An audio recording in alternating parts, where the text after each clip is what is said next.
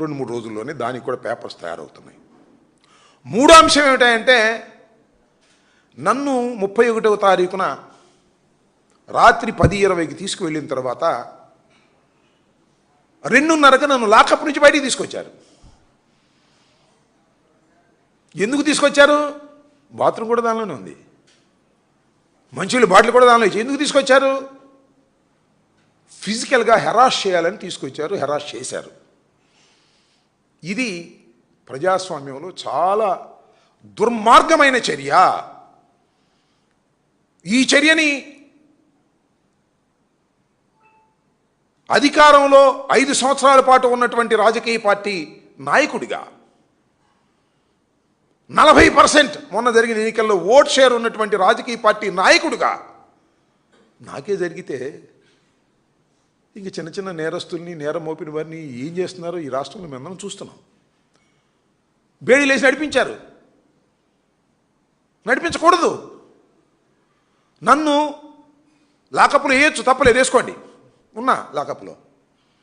నన్ను కొట్టడానికి ప్రయత్నం చేశారు, నా కాళ్ళు చీల్చి హింసించడానికి ప్రయత్నం చేశారు. ఇది ఇమీడియట్గా ద డే నన్ను ఎప్పుడైతే కోర్టులో ప్రొడ్యూస్ చేశారో రాత్రి 8:30-9 గంటలకి గౌరవ మ్యాజిస్ట్రేట్ గారికి నేను ఈ విషయాలు చెప్పి రికార్డ్ చేయించడం జరిగింది. దాని మీద కూడా కస్టోడియల్ టార్చర్ మీద కూడా న్యాయ పోరాటం చేయబోతున్నాము. ఒక్కటొక్కటిగా మొన్న జరిగినటువంటి ఇన్సిడెంట్ ఉందే, 31వ తారీఖు రాత్రి జరిగినటువంటి ఇన్సిడెంట్, అది నాకు జరగవచ్చు, రేపు మరొకరికి జరగవచ్చు. అతి దారుణమైనటువంటి అంశం. ప్రజాస్వామ్యంలో అలా జరగకూడదు. ప్రజాస్వామ్యం ఏమైపోతుంది? పోలీసులు దొంగలు కలిసిపోతే ఏమైపోద్ది? పోలీసులు రౌడీలు కలిసిపోతే ఏమైపోతుంది? అదే జరిగింది. న్యాయస్థానాలు కూడా స్పందించకపోతే ప్రజాస్వామ్యం నాశనం అయిపోతుంది. చట్టం మీద విలువ పోతుంది, చట్టం మీద గౌరవం పోతుంది. కాబట్టి చట్టం మీద గౌరవం పెంచే విధంగా, మాకెవ్వరి మీద వ్యక్తిగతంగా లేదు, చట్టం మీద గౌరవం పెంచే విధంగా న్యాయస్థానాల ద్వారా న్యాయ పోరాటం చేసి ఒక సరైనటువంటి విధానాన్ని ఈ రాష్ట్రంలో ఏర్పరచాలని తాపత్రయంతోనే ఇవాళ మేమందరం పని. నేను బేసికల్గా అడ్వకేట్ని, అఫ్కోర్స్ ప్రాక్టీస్ చేయకపోవచ్చు, ప్రాక్టీస్ చేసే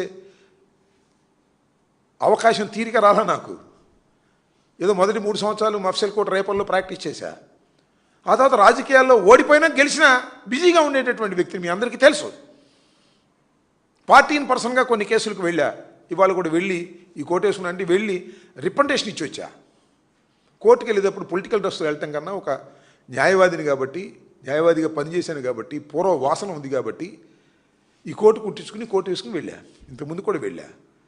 ఎందుకు చెప్పదలుచుకున్నానంటే, ఒక న్యాయవాదిని, మాజీ మంత్రిని, సీనియర్ పొలిటీషియన్ని, 40% ఉన్నటువంటి ఓట్ బ్యాంక్ ఉన్నటువంటి రాజకీయ పార్టీకి చెందినటువంటి వ్యక్తిని, అంతకుముందు అధికారంలో ఉన్నటువంటి పార్టీకి చెందిన వ్యక్తిని, నాకే ఇలా జరిగితే గాలికి ఎలా వదిలేస్తాను చెప్పండి?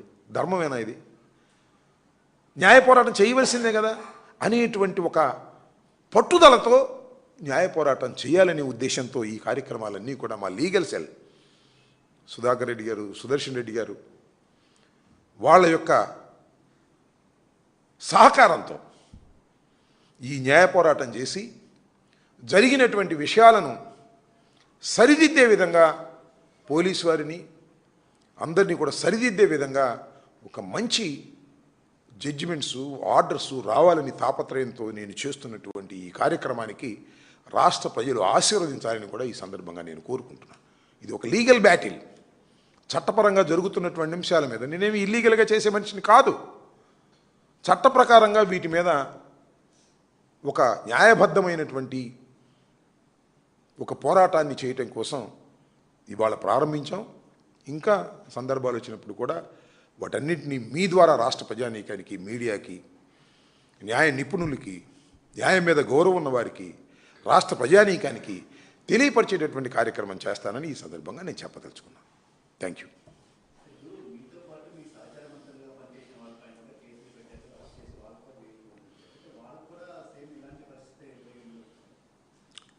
అంటే రమేష్, ఇప్పుడు ఇది ఈజ్ ఎ పెక్యులియర్ కేస్. సరే, అవి దౌర్జన్యానికి సంబంధించినవే, but it is a peculiar case. ఎందుకు పెక్యులియర్ కేసు అంటే నాకు జరిగింది కాబట్టి పెక్యులియర్ కేసు అని అనవల. దాడి స్వభావం. రమేష్ ఇంటి మీద కూడా దాడి చేశారు, అంతకుముందు చాలా వాటి మీద దాడి జరిగింది. What is the nature of the attack? మీరందరూ చూశారు కదా. నేను అప్పుడే 4:20కి ప్రెస్ మీట్ పెట్టా. నా ప్రెస్ మీట్ అవగానే 5ంటికి స్టార్ట్ అయింది. ఆల్ కెమెరాస్, అన్ని మీడియా ఛానల్స్ అక్కడే ఉన్నాయి. అన్ని మీడియా ఛానల్స్ నా ప్రెస్ మీట్ అవ్వగానే జరిగినటువంటి దాడి ఇమీడియట్గా అన్నీ అక్కడే ఉన్నాయి, అన్ని లైవ్లు చూపిస్తున్నాయి. 5ంటికి ప్రారంభమైన దాడి ఎప్పుడు ముగిసిందయ్యా? 12:20కి ముగిసింది. ఏం చేస్తున్నారు పోలీసులు? What they are doing? ఏం చేస్తున్నారు పోలీసులు? ఇది కదా ఇష్యూ. 5ంటికి ప్రారంభమైన దాడి 5:15కో 5:20కో 5:30కో వెళ్ళిపోతే that is a different matter. 7 hours 25 minutes నా ఇంటి మీద దాడి కొనసాగుతాను ఉంది. పోలీసులు చూస్తూనే ఉన్నారు. అంటే police colluded with the Telugu Desam. ఇంక సమాజంలో ఇంకేం భద్రత ఉంటుంది చెప్పండి? పోలీసులే కొల్యూడైపోతే ఇంకేం భద్రత ఉంటుంది? అది ఇక్కడ ఇష్యూ.